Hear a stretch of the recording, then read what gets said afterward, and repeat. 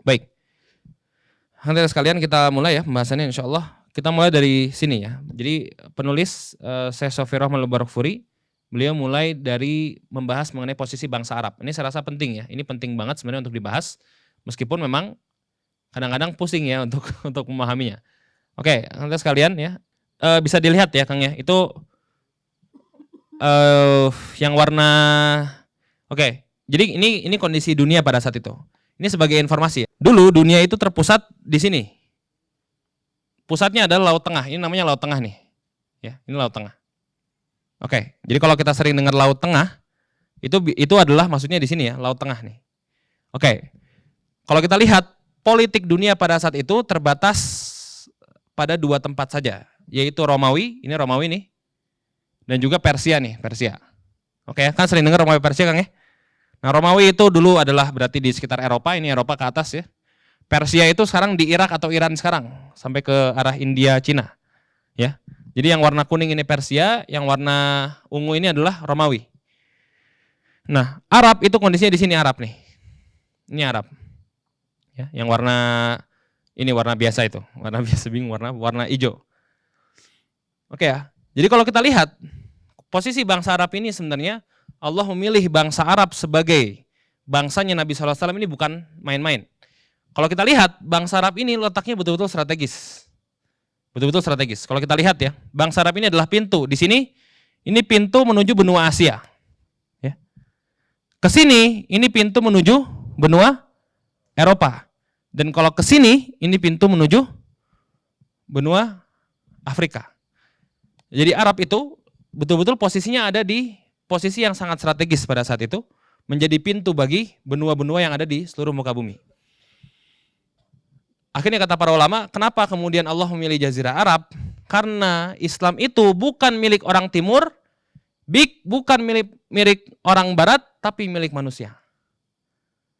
Dia tidak di timur, tidak di barat, tapi dia ada di tengah-tengah di antara timur dan barat, bahkan menjadi penghubung di antara keduanya.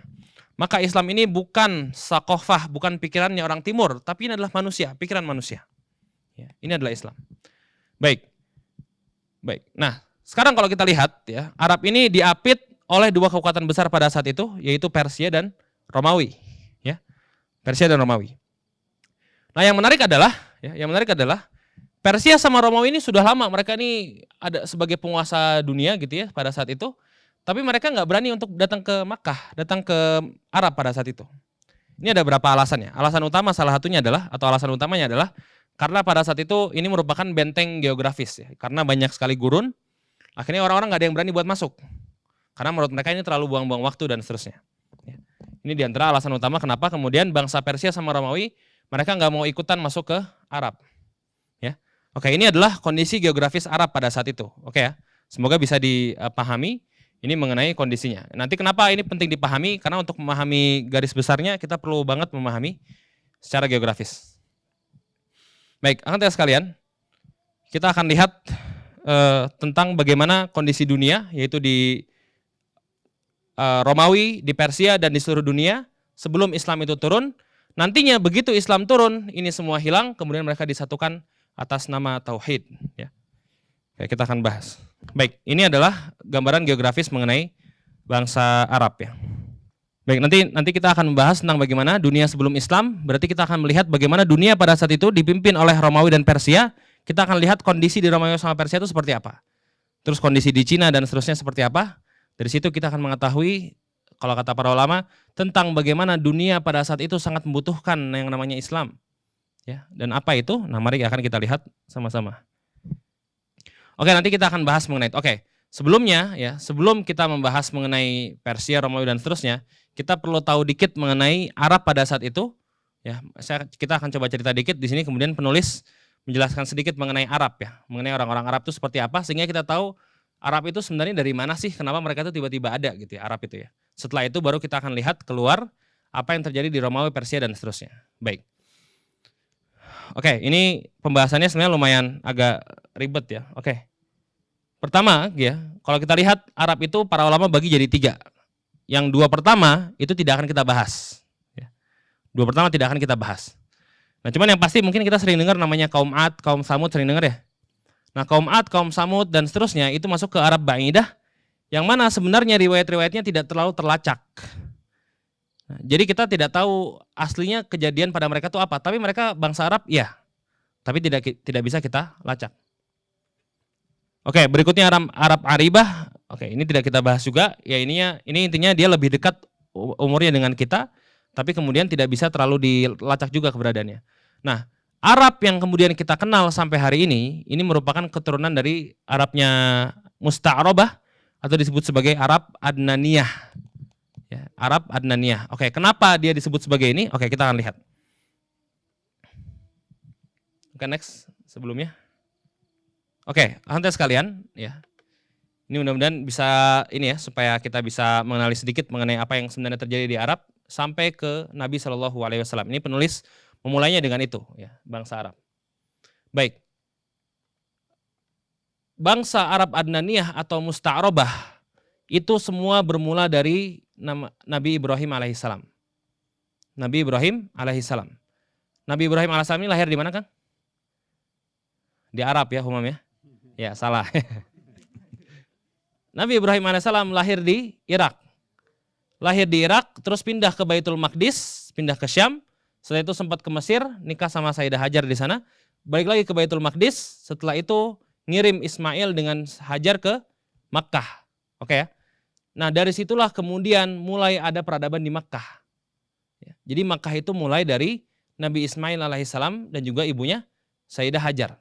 Baik ya. Oke, Nabi Ismail alaihissalam dan Hajar ini kemudian mereka di sana berkembang. Nah, di Arab itu Makkah pada saat itu merupakan tempat jalur dagangnya orang-orang dari Syam ke Yaman. Harus coba balik ke ininya, Kang, balik ke peta. Oke, jadi kalau kita lihat ya, Nabi Ibrahim alaihissalam nanti meninggalkan istrinya dan juga anaknya di sini, di daerah sini. Lalu kemudian di sini itu merupakan tempat jalannya orang dari sini ke sini, dari Syam ke Yaman sebagai jalur dagang. Oke ya, sebagai jalur dagang. Ada satu kabilah dari Yaman, mereka tuh biasa lewat sini, namanya kabilah Jurhum. Oke ya. Nah, suatu hari mereka tuh biasa lewat sini terus yaudah aja, Makkah dilewatin gitu aja karena nggak ada apa-apa di Makkah. Suatu hari tiba-tiba mereka mendapati, begitu mereka lewat dari Syam menuju ke Yaman, pas berhenti di Makkah, mereka ngelihat, oh kok ada orang di sini. Dari sanalah mereka kemudian pelan-pelan mulai tinggal di sana. Sedikit-sedikit kabilah Jurhum mulai tinggal di sana, dan akhirnya Nabi Ismail alaihissalam pun belajar bahasa Arab itu dari kabilah Jurhum. Makanya kalau kita lihat asli dari bahasa Arab itu adalah bahasa Arab Yaman sebenarnya. Dan itu agak beda ya, bahasa Arab Yaman kan kok nggak bisa ngomong kok mereka, bisa ngomongnya ja atau ga. Jadi bukan kola tapi gal. Itu orang Yaman. Oke, setelah itu Nabi Ismail alaihissalam kemudian menikah dengan orang Jurhum, orang Yaman tadi. Akhirnya mereka mulai bentuk di sini, keluarganya mulai dibentuk di sini. Jadi Mekah awalnya dikuasai oleh kabilah Jurhum pada saat itu, yang saat itu adalah kabilahnya Nabi Ismail alaihissalam. Oke ya. Oke, Nabi Ismail alaihissalam kemudian punya 2 anak. Atau punya 12 anak sebenarnya, 2 anak yang kemudian melahirkan banyak kabilah-kabilah yang lain. Ya. Namanya Nabat sama Qaidar. Oke ya, ini saya coba jelaskan, ini kita akan terus runut sampai lahirnya Muhammad SAW. Qaidar dan juga Nabat. Kenapa kita perlu tahu ini? Karena sekalian Nabat ini, ya, nantinya Nabat pergi ke arah Yathrib, ke arah Madinah. Dan salah satu keturunan dari Nabat lah yang menjadi Aus dan Khazraj. Oke ya. Jadi sebenarnya Aus dan Khazraj itu keturunan Nabi juga, ya, atau satu keturunan dengan Nabi, tapi bedanya 60 keturunan gitu ya. Jadi jauh banget. Oke ya. Nah, sementara Qaidar itulah yang menetap di Makkah. Oke ya.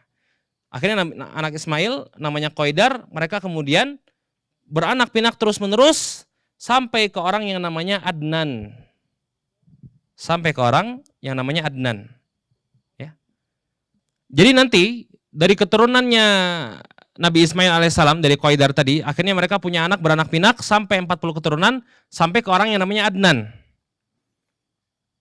Nah, Adnan ini kemudian punya anak namanya Ma'ad.